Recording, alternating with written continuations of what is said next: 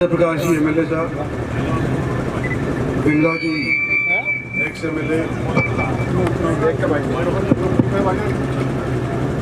दीपाली चौधरी, नहीं आपकी चेयरमैन साहब, जिला परिषद की सम्मानित मंच, यहाँ इस चौक पे आए अन्य गांव के सभी सरदार साहिबान, माननीय बुजुर्गों, माता बहनों और बच्चों, राजा आज प्रजातंत्र में मत की पेटी से बने और आप लोगों ने मुझे अनेक बार राजा बनाया। मैं आपका बहुत शुक्रिया अदा करना चाहता हूँ और इस बार भी आपके बीच आपका सहयोग का समर्थन अपने लिए और अपनी पार्टी के लिए लेने आया। मैं जितने भी इलेक्शन लड़ा हूं, लोकसभा के अंदर जब भी आपसे वोट मांगी है, जब भी रिश्तेदारी में आपको जाने के लिए मैंने कहा है, तो अनेक बिरादरी के लोग, 36 बिरादरी के लोग मेरी बात के ऊपर बेड़ा उठा करके और अलग अलग दूर दूर तक चले गए। और यही वजह है कि इस हरियाणा के दक्षिणी क्षेत्र के अंदर हमारा एक दबदबा इस तौर के ऊपर बन गया है कि हमारी हरियाणा की सरकार हो या केंद्र की सरकार हो, हमारी बातों को सुन लेती है, क्योंकि आप लोग मेरे पीछे मजबूती से खड़े नजर आते हो। आज मैं आपसे यूं कहना चाहता हूं कि वोट तो बहुत मांगे हैं हमने, इलेक्शन तो आप लोगों ने भी बहुत लड़े होंगे, लेकिन इस इलेक्शन का महत्व कुछ अलग है कि आपने देखा होगा कि पिछले 10 साल के अंदर भारत सरकार की तरफ से अनेक योजनाएं हर एक वर्ग के लिए सुनिश्चित की गई हैं, उसके ऊपर अमल किया गया है। इंफ्रास्ट्रक्चर के ऊपर खासा ध्यान दिया गया है, सेहत के ऊपर अच्छा खासा ध्यान दिया गया है और लोगों को 80 करोड़ लोगों को तो 5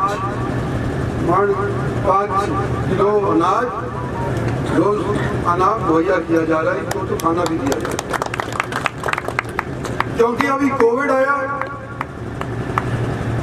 गुर्बत में लोग मुश्किल में आ गए, तो सरकार ने अनेक नीतियां बनाई। नींव भारत के निर्माण की रखी गई। अब इस नींव के ऊपर एक इमारत ऐसी बनाना चाहते हैं कि जब हमारे आजादी के 100 साल पूरे हो जाएंगे 2047 के अंदर, तो क्या हम अपने आप को एक विकसित देश के तौर के ऊपर आ सकेंगे या नहीं आ सकेंगे, इसका फैसला इस इलेक्शन के माध्यम से होगा। अगर आप प्रधानमंत्री नरेंद्र मोदी को बनाएंगे तो हो सकता है कि दोबारा से हिंदुस्तान सोने की चिड़िया आज से 25 साल के बाद बन सकती है। आज जो मेरे सामने प्रतिद्वंदी हैं, उनको देख करके लोग कहते हैं कि भाई हम इस बार तो बड़े आसानी से ये पड़ाव पार कर लेंगे। मैं आपसे ये पूछना चाहता हूं कि जब आपने आड़े वक्त में भी मेरा सहयोग और साथ दिया, जिताया मेरे को, तो इस वक्त जब सरल रास्ता नजर आ रहा है, तो क्या आपका जोश गर्मी के अंदर पिघल तो नहीं जाएगा? और क्या जब हमारे लिए रास्ता सफल होता जा रहा, साफ होता जा रहा है, हम अपने लिए भी एक लक्ष्य निर्धारित कर सकते हैं क्या कि हम सबसे अव्वल वोटों से हरियाणा के अंदर जीत करके निकलेंगे?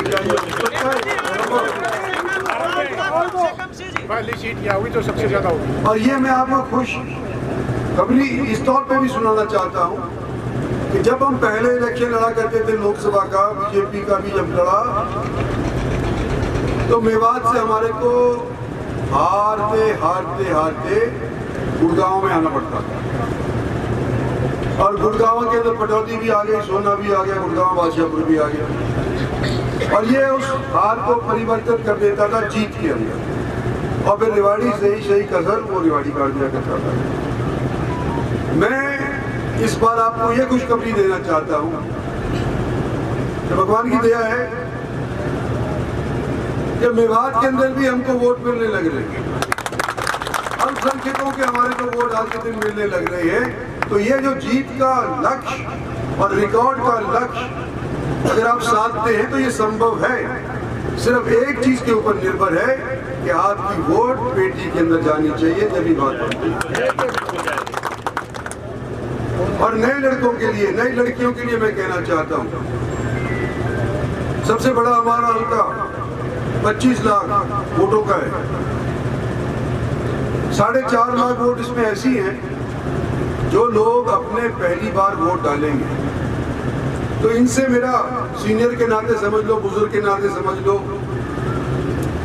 मेरा इनको ये सलाह मशवरा है कि आपका जिंदगी का ये पहला वोट देश के निर्माण के लिए जाना चाहिए, इधर उधर उसको व्यस्त मत करें। ये मोटी मोटी बात आपसे कहनी थी।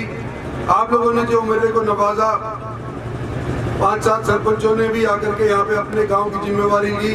भाई पुराने सरपंचों को भी मत भूल जाइए, नंबरदारों को मत भूल जाइए, जिला परिषद के सदस्य रहे उनने मत भूल जाइए। ये सारा से वोट चाहिए हमने तो भैया। तो हमने अगर लक्ष्य तोड़ना है, करना है तो सब मिलजुल कर काम करो। ये इलेक्शन MLA का नहीं, जिला परिषद का नहीं, सरपंच का नहीं है। देश के लिए अपने सब चाहते हैं कि देश का हमारा निर्माण हो, तो देश का इलेक्शन है। इसके लिए कृपा मिलजुल करके कृपा अपनी वोट का प्रयोग करिएगा। धन्यवाद और जय हिंद।